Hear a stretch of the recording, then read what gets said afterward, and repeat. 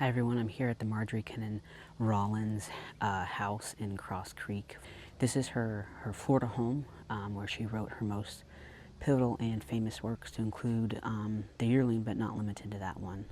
She lived here for the better part of 25 or so years, even though she herself was very much from the city and had never lived in any place rural, let alone rural Florida at the time.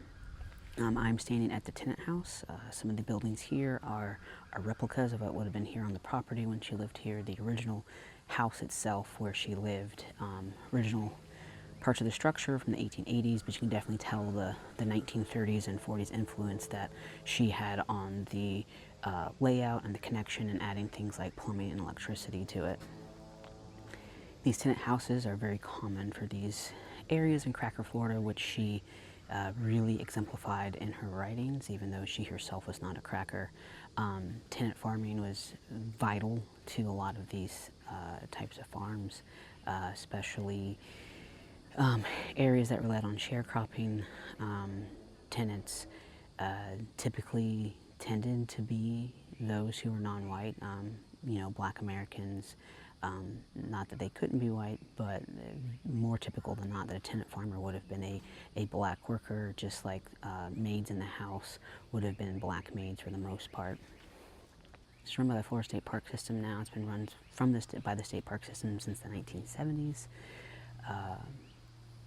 $3 entrance fee. It is very minimal. The grounds are open for you to look at, but the only way you can see inside the house itself is through a guided tour, because much of the furnishings in there are either original to the time period or pieces of furniture that she herself owned. So to keep everything safe, they only allow you in with a guided tour. Also, anytime I come out on my adventures, whether I'm taking video or not, I always bring some sort of dedicated camera on the side. Since I'm not taking any nature photography today, I simply have my Fujifilm X100 version 6 with a Polar Pro accessories add-on for grip and a little bit of style. So let's also go take some pictures.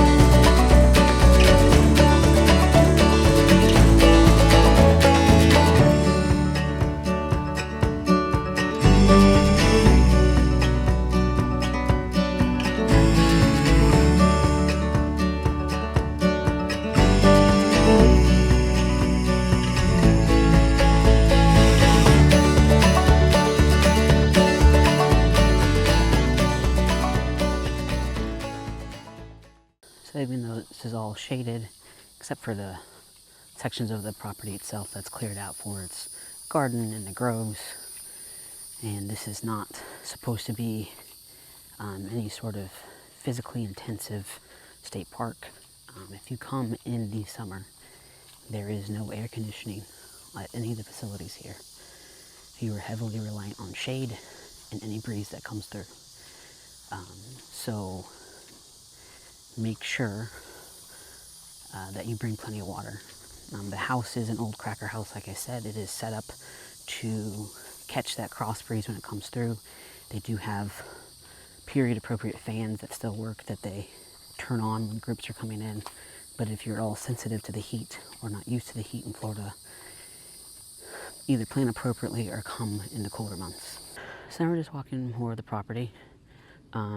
This all would have been part of her grove at one time. She had 1,600 trees when she bought the property and added 1,000 more, but has since been taken over by more natural Florida vegetation. Like I said, the tenant house and the barn are replicas, but they are in their original locations of where they were found on the property. It makes sense that the house is what's the oldest and still upstanding with little to no refurbishment done on it. It was an actual dwelling by the owner of the property. And she spent a lot of her income that she got from selling her novels and her one nonfiction book to keep the house upkept. And then her husband, after she passed, also kept the house up to par. Barns and tenant houses, unfortunately, did not typically have the same level of upkeep. Tenant farmers, I mean, and another word for them could have been sharecroppers. You know, the pay isn't great, and they may or may not have stayed. If they could have gotten to another location that paid them more, or they found a better opportunity elsewhere. So even in Florida, if you use the correct wood to build a house, so like cedar, sable palm, stuff like that, stuff that is naturally resistant to rot and pest. As you can see, it is July 5th for me, and I haven't done anything other than exist outside, and I am wet. The humidity here does not do kind things to wooden or metal structures without a lot of upkeep over time. And then you always have the continued threat of fire. You know, pre-electricity, everything's wood burning, and wood burning in wooden structures doesn't always go well. And even after electricity, you have a lot of old electrical fires that were possible. You still have kerosene lamps. This property, for instance, when it did get electricity, was run off of a generator. So lots of things contribute to old structures in Florida not lasting.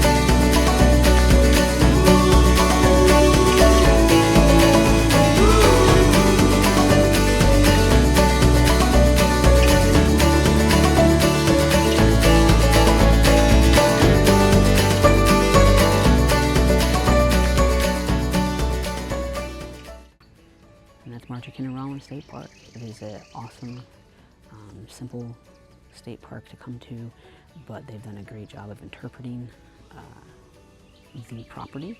They've done a great job of upkeeping the property. It's very well maintained. They obviously have a great volunteer base here. The volunteer tour guides are awesome. I encourage anyone who likes history, or if you just like old houses, it's worth going on the tour inside. They have done a great job of keeping period appropriate pieces, if they weren't hers, in there. It's a really cool old homestead house. And I know for those of you who are watching, you think that my shirt is lying about this being an easy, non-arduous state park. It's just July in Florida, and I exist outside, so I sweat. And I'll catch you next time.